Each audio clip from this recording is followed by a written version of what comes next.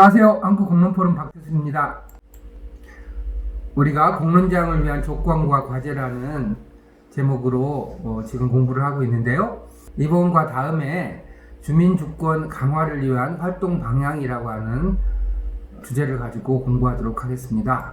주민주권 강화를 위해서 6가지 전환이 필요하다라고 하는 내용인데요. 그 6가지는 다음과 같습니다. 첫 번째는 국가에서 삶으로, 두 번째는 이념에서 문제 중심으로, 세 번째는 사업에서 활동으로, 네 번째는 집단과 조직에서 네트워크화된 개인으로, 다섯 번째는 돈에서 즐거움과 의미로, 여섯 번째는 요구와 저항에서 권력 형성으로라고 하는 주제를 가지고 공부하겠습니다. 그 가운데 오늘은 1, 2, 3 세 가지를 가지고 공부를 하겠습니다. 첫 번째, 국가에서 삶으로 라고 하는 주제를 가지고 살펴보도록 하겠습니다. 알듯 말듯한 얘기죠. 국가에서 삶으로. 그 의미를 살펴보면 운동과 활동 중심을 국가라고 하는 것에서 우리들의 삶으로 전환해야 된다라고 하는 얘기입니다. 한국 사회는 산업화와 민주화로 국가 건설을 성공적으로 잘 이룩하였습니다. 그러나 시민사회는 아직도 매우 취약하죠. 그래서 시민사회 건설로 과제를 전면적으로 전환해야 한다는 얘기입니다. 국가라는 추상 개념에서 구체적인 삶의 영역으로 관심을 전환해야 하고, 과거 민주화운동이나 시민운동 모두 시민이라고 하는 말을 썼지만 모두 민주국가 건설에 초점을 맞췄었다고 말씀드린 적이 있습니다. 부국강병과 절차적 민주화는 달성이 됐지만 여전히 우리 주민들의 삶은 여러 차원에서 위기에 직면해 있습니다. 국가를 향한, 국가를 통한 운동의 한계가 드러나는 것이죠. 결국 삶의 영역에서 삶의 문제를 직접 대면하고 개혁해 가야 합니다. 이렇게 방향 전환이 필요한 이유는 국가주의 패러다임을 가지고는 현재 문제를 극복해 갈 수 없기 때문에 그렇습니다. 건설이 끝난 국가는 빠르게 기득권화 되고요.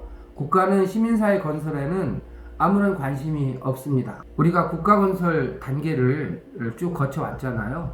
국가는 세계에서 12위의 경제 대국으로, 국방력에 있어서는 세계 6위 정도의 강국으로 바뀌었습니다.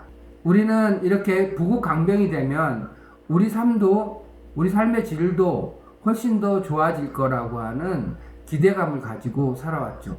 민주화 역시 마찬가지입니다. 민주화가 되면 우리 삶도 훨씬 더 민주적으로 변할 것이라고 믿어왔습니다. 그러나 시민사회 건설은 국가 건설과는 또 다른 차원이라고 하는 것을 우리가 지금 함께 느끼고 있는 것이죠. 국가를 대상으로 하는 운동은 보편성을 강조하고 삶의 구체성을 담아내는 데 한계가 있습니다. 국가주의 이념으로는 더 이상 삶의 문제를 해결하지 못합니다. 기본적으로 국가와는 다르게 삶의 영역은 다양성과 차이에 기반해 있고, 삶의 실질적인 문제들이 개선되지 않고는 삶이 나아질 수가 없는 것이죠. 그래서 삶의 구체적인 변화라고 하는 것은 삶의 영역에서 살아가는 사람들이 삶을 개선하기 위한 노력을 스스로 할 때만 가능하다라고 하는 말씀입니다. 이런 국가에서 삶으로 전면적인 전환을 하기 위해서는 삶의 세계를 재발견해야 합니다. 삶의 세계를 재발견하기 위해서는 국가주의, 국가의존적인 사고에서 벗어나야 합니다. 주민의 삶에 대한 전면적인 성찰이 저는 필요하다고 생각합니다. 문제가 해결되지 않는 이유에 대해서 근원적인 성찰이 필요하고요. 지금까지 있었던 시민운동, 주민운동이 이룬 것과 남긴 문제가 무엇인지에 대해서도 성찰이 필요하다고 봅니다. 그리고 이제는 국가건설 이후에 우리는 무엇을 할 것이냐 라고 하는 문제에 대해서 진지하게 질문을 던져야 하고요. 우리 삶을 변화시키기 위해서 필요한 에너지를 어떻게 창출할 것인가 라고 하는 문제에 천착해야 한다고 봅니다. 두 번째는 이념에서 문제 중심으로 라고 하는 내용입니다. 이것도 알듯 말듯하죠. 이념, 이데올로기에서 우리가 살아가면서 부딪히는 실제 현안을 중심으로 관점이 옮겨져야 한다라는 의미입니다. 우리가 직면한 현실을 살펴보면 산업사회가 종말을 고하고 전환의 시대를 맞이하고 있습니다. 계급과 계층 등 산업사회의 동일성에 기반한 이념이 한계를 드러내고 있습니다. 산업사회라고 하는 것은 기본적으로 노동과 자본이라고 하는 이원적인 구조로 되어 있잖아요. 그리고 그것에 기반한 이데올로기가 형성돼서 지금까지 유지되어 왔다, 이렇게 볼 수가 있습니다. 그러나 지금 우리가 살아가는 디지털 정보화 시대, 생성형 AI 시대에는 다양성과 차이, 개별성과 연계성, 상호 주관성이라고 하는 것이 대단히 중요해진 그런 사회가 된 것이죠. 이전 사회하고는 질적으로 다른 사회가 되어가고 있습니다. 이렇게 달라진 사회에서는 기존의 이념적인 동일성, 동질성에 기반해서는 어떤 문제도 잘 해결할 수가 없게 되는 것이죠. 우리가 직면한 현실을 기반으로 문제에 대한 관심과 해결 의지가 생겨야만 하는 것입니다. 그리고 우리가 겪고 있는 문제에 천착해서 그 문제의 특성과 변화 과정에 관심을 가질 때 새로운 해법을 우리가 창출해낼 수가 있는 것이죠. 이념 중심의 접근이 갖는 한계에 대해서 말씀을 드리겠습니다. 이념 중심으로 접근하는 것의 한계를 살펴보도록 하겠습니다. 이념 중심이라고 하니까 우리가 무슨 사회주의 사상을 갖고 있는 것도 아니고, 그런데 이념 중심이냐라고 얘기할 수 있지만, 알게 모르게 우리는 다양한 사회적인 이념들이 우리 내부에 들어와 있고 우리의 관념을 상당한 정도로 지배하면서 현실의 변화를 그 변화 자체로 포착하는데 굉장히 무뎌 있는 측면이 있는 것이죠. 그런 측면에서 이제 몇 가지 한계를 좀 살펴보면, 이념 중심으로 세상을 보게 되면 단일성과 배타성, 즉 하나의 이념에 근거해서 다양한 관점과 해결책을 배제하거나 소외시키게 되는 것이죠. 그렇잖아요? 그리고 사회 경제적인 환경 변화에 대응하기 어렵게 되고 새로운 상황이나 정보를 반응하는데도 어려움을 겪게 되는 것입니다. 그리고 이념 중심의 접근이라고 하는 것은 이 변화의 상황에서는 이상적 상태나 원칙에 매달림으로써 현실의 복잡한 측면들, 다양한 측면들을 제대로 보지 못하는 경우가 생기게 되고요. 결국 이념 중심으로 세상을 보게 되면 다른 이념 집단과 비생산적인 대립을 하면서 사회적인 갈등이 심화될 가능성이 있죠. 갈등 자체가 문제는 아니지만 현실에 기반하지 않은 이념 중심의 갈등은 해결책이 굉장히 어렵죠. 왜냐하면 자신이 갖고 있는 이념이 전적으로 옳다라고 하는 신념을 갖고 있기 때문에 그런 신념과 신념이 부딪힐 때는 해법을 마련하기 굉장히 어렵고 파국적인 결과를 초래할 가능성이 있는 것이잖아요. 그런 측면에서 굉장히 고질적인 갈등을 유발할 가능성이 있다, 이렇게 말씀드릴 수가 있습니다. 이념이라고 하는 것이 그 자체가 선악의 대상은 아닙니다. 그런데 과거의 이념이라고 하는 것도 그 당시의 현실에 대한 성찰로부터 만들어진 것이잖아요. 지금처럼 새로운 시대적인 변화 속에서는 현실에 기반해서 이념을 새롭게 형성해 가게 되겠죠. 내용을 보시면 우리가 처음 맞이하는 이 미중유의 현실 속에서 누구도 이 현실이 어떻게 변해갈지에 대해서 확실하게 얘기하기가 어려울 정도로 현실적인 변화가 굉장히 크잖아요. 또한 과거 이념으로부터 현실 전체에 대한 해석을 하는 것은 불가능합니다. 오히려 현실과의 끊임없는 마주침 속에서 새로운 이념이 형성이 되겠죠. 예를 들면 AI 시대에 인간과 사물과의 관계를 어떻게 재정립할 것이냐라고 하는 것은 지금은 사실은 오리무중 속에 빠져 있잖아요. 우리한테 심각한 도전으로 다가와 있는 문제 아닙니까? 그런데 이 문제를 가지고 많은 현실적인 문제를 다루고 고민하고 논의하고 하다 보면 일정한 방향성이 형성될 수가 있겠죠. 많은 사람들이 동의하는.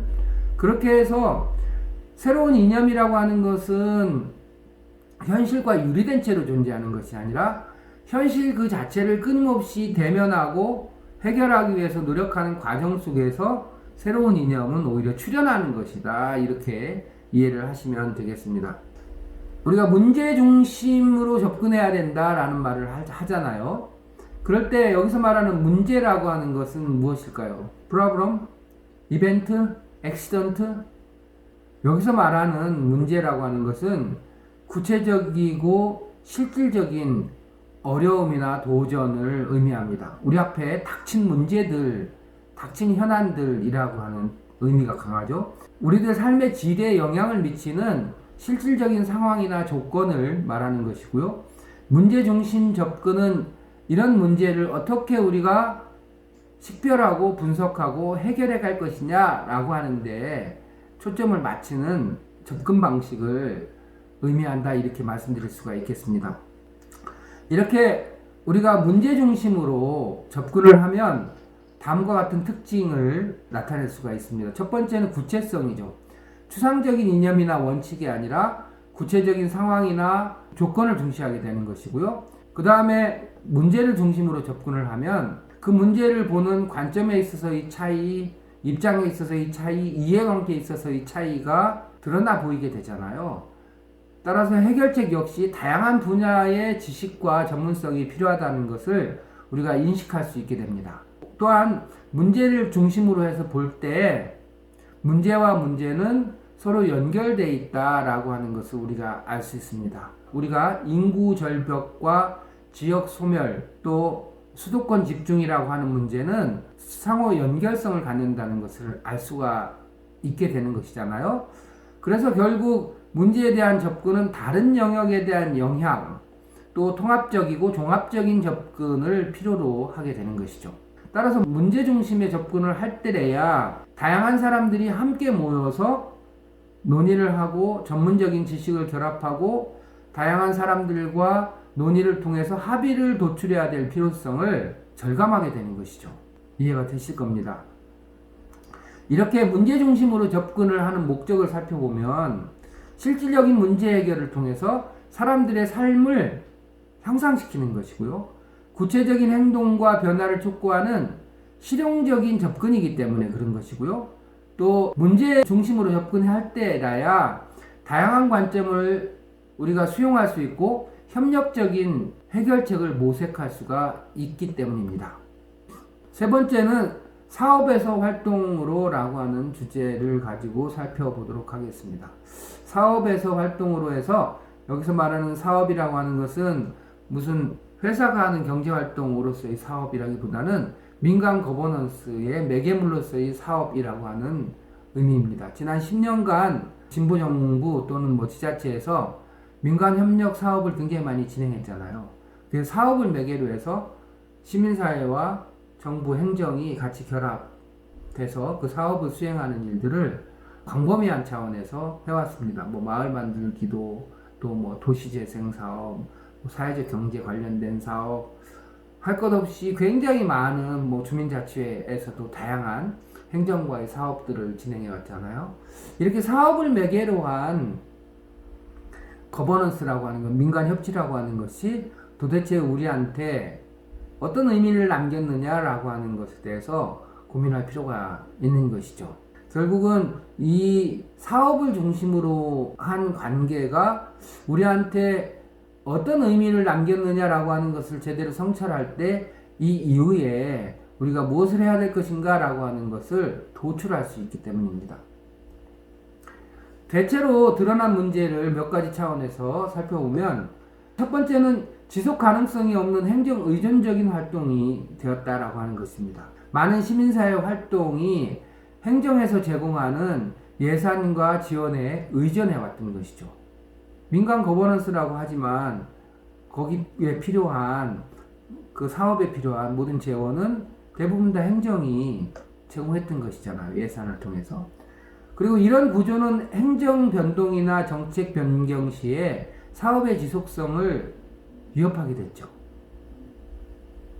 지자체장이 바뀌고 단체장이 바뀌고 이렇게 되니까 실제로 사업이 끊기는 경우를 우리가 지금 경험하고 있지 않습니까?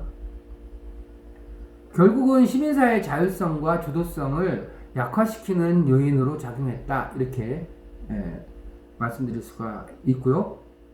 두 번째는 사업 중심으로 관계가 형성되면서 주민 참여를 제한하게 되는 결과를 초래한 측면이 있다. 이렇게 말씀을 드릴 수가 있습니다. 이 무슨 얘기냐면 주민 참여를 형식적인 수준에서 머무르게 했다는 것입니다. 즉 이전에는 활동 그 자체를 가지고 주민단체나 시민단체가 활동을 해왔다면 사업을 중심으로 관계가 형성되면서 그 사업에 필요한 정도의 일로서 주민을 만나거나 시민을 만나게 됐다라고 하는 의미가 되는 것이죠. 그래서 주민 참여를 형식적인 수준에 머무르게 하고 행정의 의도와 목표에 부합하는 방향으로 참여를 유도하게 되었다는 의미입니다. 그런 점에서 진정한 주민 참여와 주민 주도성을 발현하는 데는 오히려 방해 요소로 작용한 측면이 있다라고 말씀드릴 수가 있고요. 세 번째는 행정과 거버넌스를 형성하지만 행정의 입장에서 보면 이 거버넌스를 통해서 성과를 내야 되는 것이잖아요. 예산을 지급했기 때문에. 그래서 그것도 또 단기적인 행정의 시간이라고 하는 것이 있잖아요. 몇 건을, 몇 사람을, 얼마 많은 사업을 했는가라고 하는 것을 단기적인 성과를 중심으로 평가받게 되잖아요. 그리고 그것을 거버넌스에 요구하게 되는 것이죠. 그러다 보니까 지속 가능한 시민사회 발전보다는 단기적인 성과를 추구하고 그 성과를 내는데 결과적으로는 파트너인 시민사회가 동원되었던 측면이 분명히 있었던 것이죠. 그러다 보니까 실제적인 문제 해결보다는 성과지표 달성에 초점을 맞출 수밖에 없습니다. 제가 소위 거버넌스를 이렇게 거버넌스의 중심에 서 있었던 중간지원 조직의 대표라는 사람이 나와서 민간 거버넌스를 설명을 하면서 뭐 서울시에서 몇만 명이 몇십만 명이 이 공간에 참여했고 그 다음에 지급된 액수는 얼마였었고 뭐 이런 숫자를 쭉 나열하는 것을 보면서 아 이게 행정의 시각이 저렇게까지 침투가 되는구나 라고 하는 것을 이렇게 좀 슬픈 마음으로 들은 적이 있었습니다. 이게 대표적으로 성과 중심의 접근인 것이죠. 주민 주도성이라고 하는 것이 그렇게 성과로 표현이 될 수 있는 것입니까? 활동으로 전환을 위해서 몇 가지 제언을 드리겠습니다. 주민 중심의 활동으로, 주민 중심의 활동으로 회복이 돼야 되는 것이죠. 사업에서 활동으로. 여기서 말하는 활동이라고 하는 것은 만남과 연대를 통한 운동을 의미하는 겁니다. 활동이라고, 액티비티라고 하는 것은 의지를 갖고 사람을 만나서 그 사람과 상황을 공유하고 공감대를 형성하면서 스스로를 변화시켜가는 과정, 역동적인 과정이라고 볼 수가 있잖아요. 그래서 아렌트 같은 사람은 인간을 인간답게 만드는 것을 활동이라고 얘기를 하잖아요. 그래서 결국은 주민과의 만남과 활동이라고 하는 것은 주민 삶과 직결된 문제 중심으로 이루어져야 되는 것이고 주민 스스로가 문제를 인식하고 해결 방안을 모색할 수 있는 자율적인 환경을 조성하는 것이 대단히 필요한 것이죠. 이렇게 거버넌스가 있기 전부터 많은 사실은 주민활동가들은 이런 활동을 중심으로 사람들을 만나왔던 것이죠. 그것이 사업이라고 하는 것으로 대체된 측면들이 있지만 여전히 활동을 해왔던 많은 분들이 또 계시는 것도 사실입니다. 어쨌든 주민 중심의 활동력을 회복하는 거, 활동을 중심으로 하는 거. 그러니까 이제 이런 말씀을 구태여 드리는 이유는 뭐냐면 이 사업을 중심으로 관계를 형성하다 보니까 이 행정과 중간지원 조직, 활동가 간의 관계가 중심이 되고 실제로 이런 그 중간지원 조직 활동가라든가 이런 시민 활동가나 그 주민 활동가들이 주민과의 관계는 오히려 굉장히 도구화되고 형식화되는 측면이 있었던 것이죠. 원래 여기가 활동의 본영 아닙니까? 그래서 이 사업이 갖고 있었던 문제점을 충분히 성찰을 하면서 어떻게 이 활동력을 회복할 것이냐라고 하는 문제의식을 우리가 가져야만 된다라고 하는 관점에서 말씀을 드리는 겁니다. 결국은 주민 주도성을 강화해야 되는 것이죠. 주민이 직접 활동의 방향을 설정하고 실행할 수 있도록 지원하는 구조로 전환해야 되는 것이죠. 사업이 아니라 자신의 문제를 논의하고 결정할 수 있는 공간 형성이 중요하고요. 행정은 이를 지원하는 역할을 해야 되는 것입니다. 말로는 계속해서 지원이라고 하지만 실제로 사업 방향이라든가 사업 내용이라든가 라고 하는 것이 예산과 결합돼서 진행이 되는 것이 현실이고 사실이잖아요. 그렇잖아요. 결국은 이 활동 속에서 무엇이 필요한지를 형성해서 그 필요한 것을 가지고 말하자면 주도성을 가지고 행정과 만나고, 행정은 이 주도성을 인정한 상태에서 지원하는 역할을 해야 된다, 이렇게 말씀을 드릴 수가 있습니다. 그리고 또한 단기적인 성과보다는 장기적인 관점에서 거버넌스를 구축할 필요가 있습니다. 그래서 지역사회와 시민사회 간에 장기적인 발전 목표로 거버넌스를 형성해 가야지 되는 것이지, 단기적인 성과를 목적으로 하다 보면 실제로 행정의 시간표는 1년 단위로 만들어지지만 우리 삶의 영역이라고 하는 것은 1년 단위로 만들어지는 게 아니잖아요.